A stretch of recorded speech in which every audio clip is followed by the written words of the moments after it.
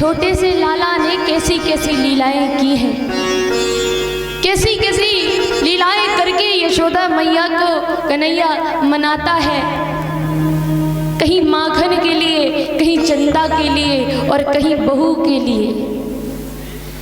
प्यारी प्यारी लीलाओं को दर्शाता हुआ मेरा श्याम कल श्री गोवर्धन जी को धारण कर लेते हैं। और जब कन्हैया ने गोवर्धन धारण किया तो वो सिर्फ 7 वर्ष के थे। 7 वर्ष के सांवरे ने 7 दिनों तक 7 कोस के गोवर्धन पर्वत को अपनी कनिष्ठिका पर धारण करके रखा। और सभी ब्रजवासियों को उसी गोवर्धन पर्वत के नीचे हो रही प्रलय से बचाया, हो रही वर्षा से बचाया। और भगवान जानते हैं कि इंद्र अभिमानी है। जब इंद्र को पता चला कि गोवर्धन किसी छोटे से बालक ने उठा लिया है और एक भी ब्रजवासी को तनिक खरोच तक नहीं आई है, तब उन्होंने सोचा कि ऐसा कौन सा बालक है जिसने इतना बड़ा गोवर्धन धारण करके समस्त ब्रजवासियों को बचा लिया। और जब इंद्र ने देखा जाके कि वास्तव में कोई छोटा सा बालक गोवर्धन को धारण करे है, और जब कन्हैया गोवर्धन जी को धारण किए हैं ना, तो उसमें एक गोपी कृष्ण को बड़ा देख रही है। एक बहू, ब्रज की बहू कृष्ण को बार बार टकटकी लगा करके देख रही है। वो इसलिए कृष्ण को बार बार देख रही है क्योंकि उसकी सासू मैया ने कभी कृष्ण का चेहरा उसे देखने नहीं दिया। हमेशा सास ने पढ़ाया, अरे बहू उस कन्हैया छलिया का चेहरा कभी मत देख लेना, अरे वो तो गोपियों को परेशान करने वाला ग्वाला है, तुम उसकी तरफ कभी मत निहारना। तो जब से ही बहू अपनी ससुराल यानी विरज में आई है, तब से कृष्ण का चेहरा नहीं देखा है, बस बुराइयां सुनी है अपनी सासू माँ के मुख से। लेकिन आज गोपी ने भगवान को गोवर्धन पर्वत उठाते हुए देख लिया है। जब देख लिया तो अपनी सासू को कोसने लगी, हाय मेरी कैसी माँ है, मेरी कैसी सास है, ये कितने परम दयालु कृपालु कन्हैया जो भगवान नारायण जैसे लगते हैं, भगवान हरि जैसा इनका स्वरूप है, इनके चेहरे को देखने के लिए वो हमें तरसाती रही।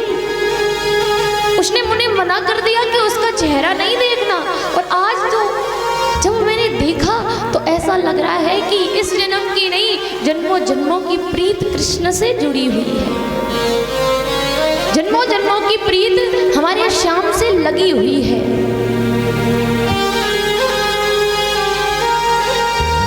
और कहते हैं वही गोपी कलयुग में आकर के मीराबाई बनी है, क्योंकि उसने सबसे पहले कृष्ण को पर्वत उठाकर देखा था कि कृष्ण ने गोवर्धन पर्वत उठाया है।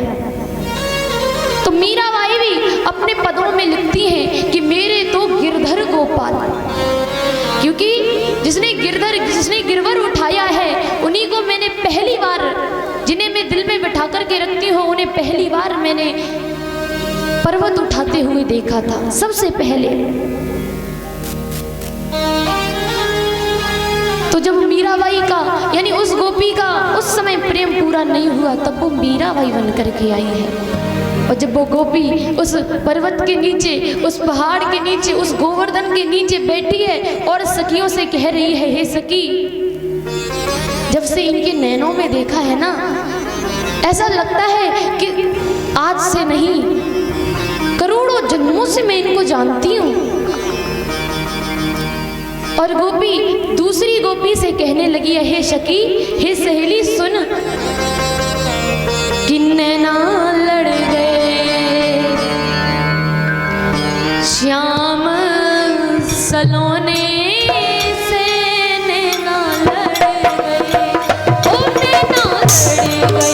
श्याम सलोने से जीने ना लड़ गए। नैना लड़ गए श्याम सलोने से नैना लड़ गए। नैना लड़ गए श्याम सलोने से नैना लड़ गए। नैना लड़ गए श्याम सलोने से नैना लड़ गए। नैना लड़ गए श्याम सलोने से नैना लड़ गए।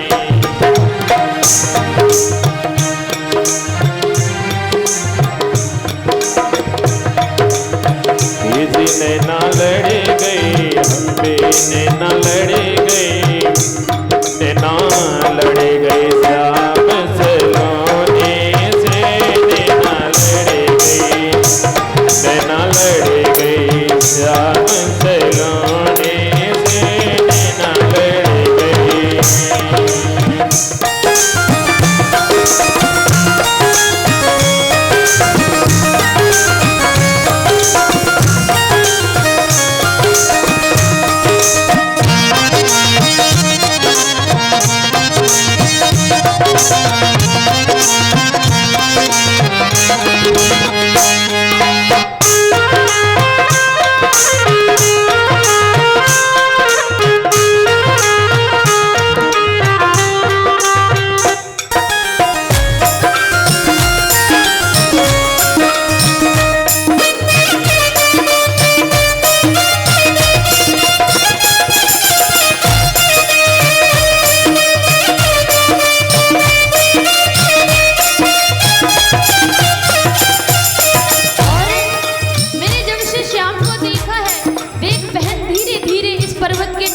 बीतते जा रहे हैं, लेकिन मुझे चैन नहीं है। ऐसा लगता है कि दिन रात कृष्ण को देखती रहूं। और बोली है सखी, ये दिन नहीं चैन, रात नहीं नींदिया। दिन नहीं चैन, रात नहीं नींदिया। दिन नहीं चैन, रात नहीं नींदिया। दिन नहीं चैन, रात नहीं नींदिया। नई प्रीत के होने से, नई प्रीत के होने से जीने ना लड़ गए। नैना लड़ गए श्याम सलोने से जीने ना लड़ गए। नैना लड़ गए श्याम सलोने से नैना लड़ गए।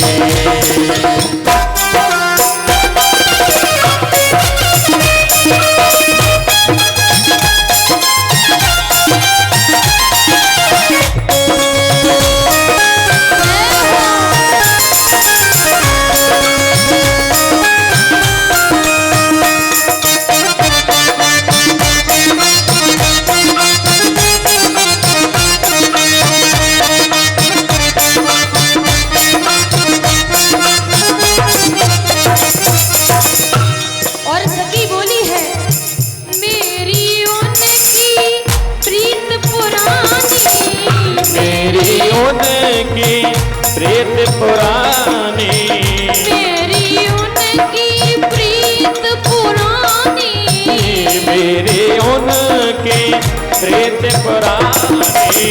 जब से मैं आई कोने से, जब से मैं आई कोने से दिन ना लड़ गए, ना लड़ गए श्याम सलोने से ना लड़ गए। नैना लड़ गए श्याम सलोने से नैना लड़ गए।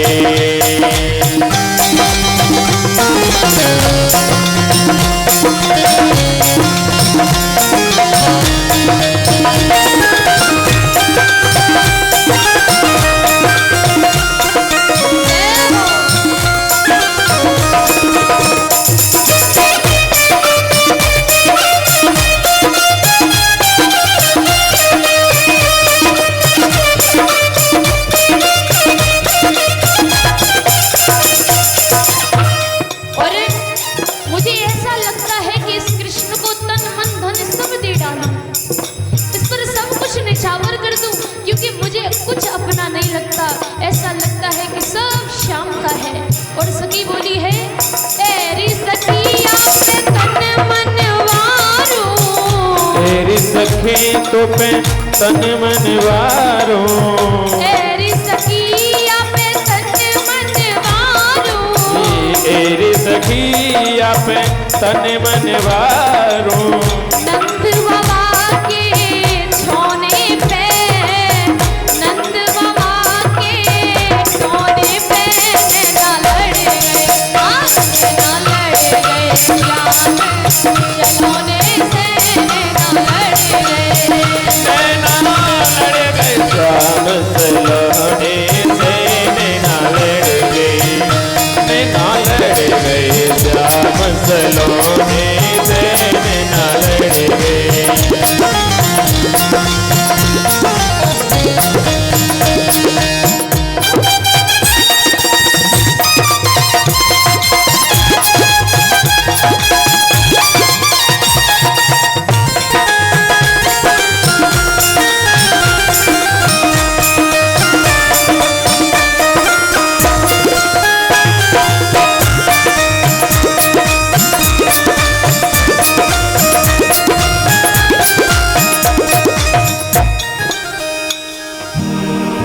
सखी बोली है कि जब से श्याम को देखा है ऐसा लगता है इस जन्म की नहीं, जन्मों जन्मों की प्रीत इससे जुड़ गई है।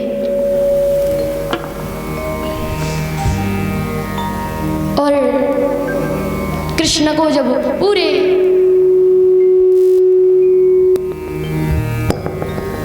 7 दिन उस पर्वत को उठाए हुए हो गए हैं, और जब इंद्र थक गया है, उसने वर्षा बंद कर दी है, भगवान ने गिरिराज जी को नीचे रख दिया और इंद्र भगवान के पास आता है। भगवान के पास आकर के उनसे माफी मांगता है कि मैं आपको समझ नहीं पाया कि आप ही नारायण हो, मैंने नहीं जान पाया कि आप ही श्री हरि हो, आप ही विष्णु हो, हमें माफ कर दीजिए। तो भगवान ने इंद्र को माफ कर दिया है,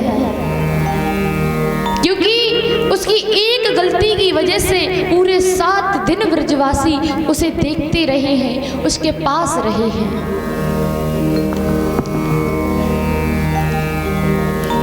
आगे जब सभी ने जान लिया है कि कृष्ण कोई साधारण बालक नहीं है, इसमें जरूर कोई तेजस्वी शक्ति है, इसमें जरूर भगवान नारायण के अंश है। अब ये नहीं जानते कि भगवान नारायणी है, ये जानते हैं कि भगवान नारायण के अंश हैं। तो अब भगवान कृष्ण से सब निस्वार्थ प्रेम करते हैं। वो जानते हैं कि जिसे लोग तपस्या करके, तप करके, साधना करके बुलाते हैं, वो मेरे यहाँ पर स्वयं चल करके आया है, मुझे स्वयं प्रेम देने आया है। तो कोई कपट नहीं रखते, निस्वार्थ प्रेम कृष्ण से, गोविंद से करते हैं। अब तो सब ब्रजवासी कृष्ण को अपना ही मानते हैं। इधर जब कंस को पता चला है कि ब्रज में किसी बालक ने गोवर्धन पर्वत उठाया है, तो वो तैयारी करता है कि अब कृष्ण को कैसे बुलाया जाए।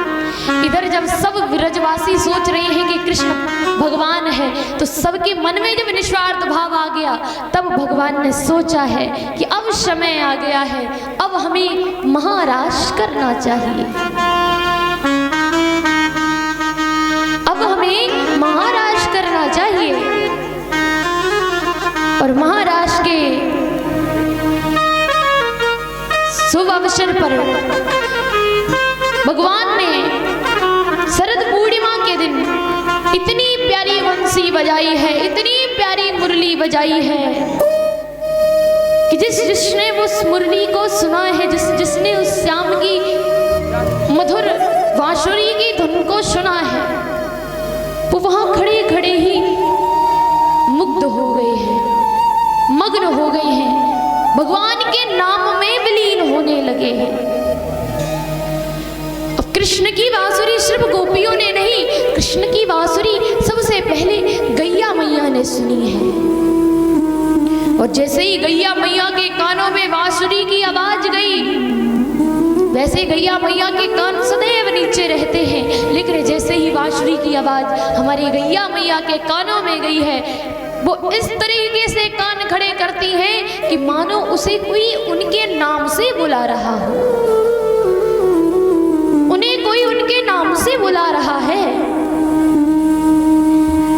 और गैया घास खा रही हैं और मुंह में ही खा करके उसे चबाया नहीं, ना निगला है, बस मुंह में रखा है। राश को सिर्फ मुंह में रखा है गैयाओं ने। ये तो गैयों की हाल है, लेकिन उनके बछड़े जो गैयाओं का दूध पी रहे थे, दुग्धपान कर रहे थे, वो क्या कर रहे हैं? जब बछड़ों ने बांसुरी की धुन सुनी तो वो अपनी मैया के थनों से दूध अपने मुंह से खींच रहे थे। तो उन्होंने दूध मुंह में तो भर लिया है, लेकिन ना ही उसे अंदर ले जाते हैं और ना ही बाहर निकालते हैं, मुंह में भर करके रखा है। और एक टक लगा करके कृष्ण की बांसुरी को सुन रहे हैं कि कन्हैया आज बुला रहा है, मेरे नामों से बुला रहा है। ये हाल है बछड़ों का। वृक्ष जो रात्रि में सो जाते हैं, उन वृक्षों ने जब शरद पूर्णिमा के दिन श्री हरि की बांसुरी को सुना है, उनमें पुष्प खिलने लगे हैं, उनमें फल आने लगे हैं। और जब बांसुरी की आवाज सखियों ने सुनी है, जब वो बांसुरी की आवाज सखियों के कानों में पड़ी, तो जो जो सखी जो जो कार्य कर रही थी, कार्य छोड़ करके भागने लगी। एक सखी गाय का दूध निकाल रही थी, दूध निकाल रही थी। जैसे ही कृष्ण की बांसुरी की आवाज सुनी, आहा, लगा कि कृष्ण मेरे नाम से हमको बुला रहे हैं। गाय के नीचे ही बाल्टी को छोड़ करके वहां से भागी है। गाय ने लात मारी है दूध की बाल्टी में, पूरा दूध जमीन पर बिखर गया। और जब एक सखी ने सुना, जो खाना बना रही थी, भोजन बनाती हुई सखी ने सुना कि कृष्ण की बांसुरी मेरा नाम लेकर के मुझे बुला रही है, कि अरे सखी जल्दी आओ, इतनी देर कहाँ लगा दी। तब वो सखी अपने पति को भोजन परस रही थी। पति ने कहा कि देखो सब्जी में नमक कम है, थोड़ा सा नमक डाल दो। सखी ने जैसे ही बांसुरी की आवाज सुनी है, नमक का डब्बा ना उठा करके, शक्कर का डब्बा उठा करके, थोड़ा नहीं पूरा का पूरा डब्बा सब्जी में उड़ेल दिया और वहां से भागी है।